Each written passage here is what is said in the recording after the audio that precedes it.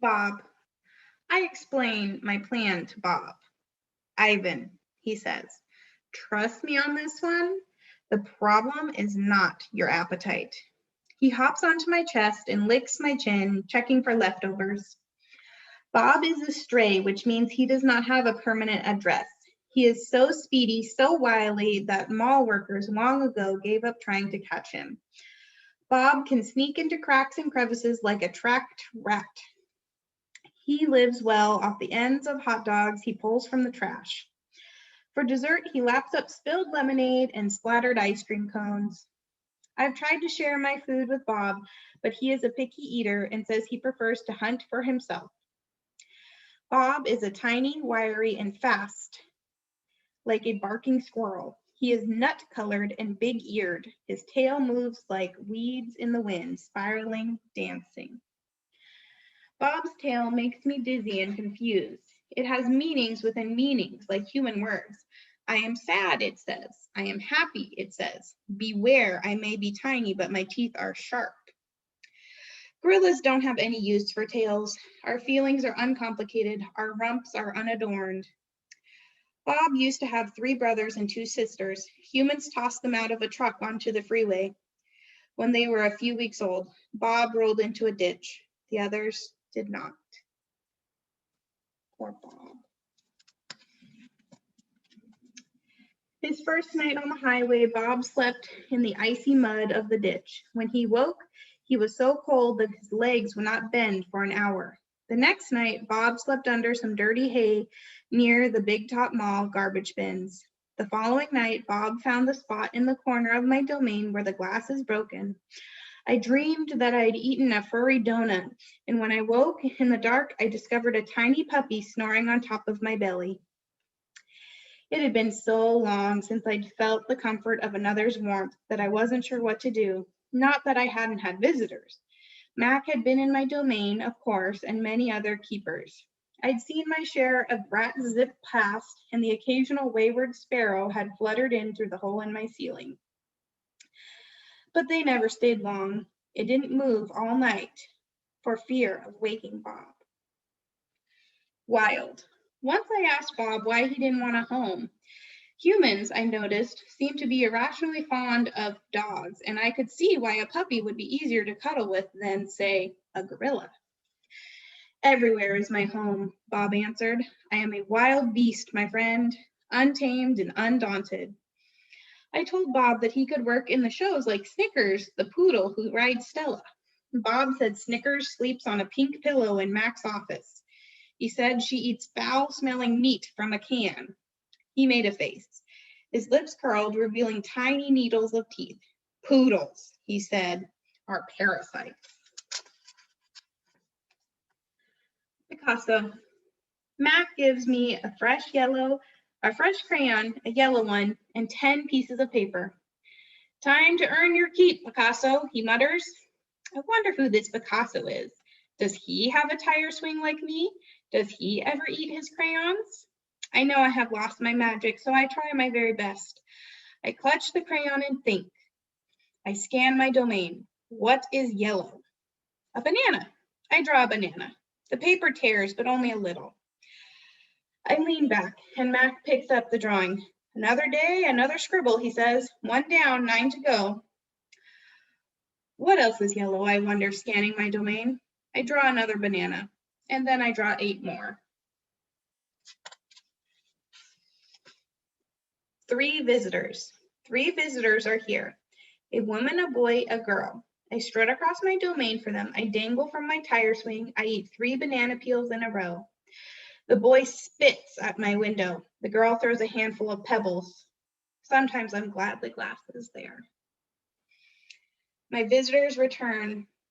After the show, the spit pebble children come back. I display my impressive teeth. I splash in my filthy pool. I grunt and hoot. I eat and eat and eat some more. The children pound their pathetic chests. They toss more pebbles. Slimy chimps, I mutter. I throw a me-ball at them. Sometimes I wish the glass were not there. Sorry. I'm sorry I called those children slimy chimps. My mother would be ashamed of me. Julia. Like the spit pebble children, Julia is a child, but that, after all, is not her fault. While her father George cleans the mall each night, Julia sits by my domain. She could sit anywhere she wants, by the carousel, in the empty food court, on the bleachers coated in sawdust, but I'm not bragging when I say she always chooses to sit with me. I think it's because we both love to draw. Sarah, Julia's mother, used to help clean the mall, but when she got sick and grew pale and stooped, Sarah stopped coming. Every night, Julia offers to help George, and every night he says firmly, "Homework, Julia. The floors will just get dirty again."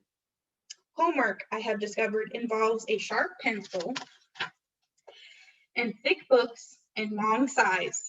I enjoy chewing pencils. I'm not sure I would excel at homework. Sometimes Julia dozes off and sometimes she reads her books, but mostly she draws pictures and talks about her day.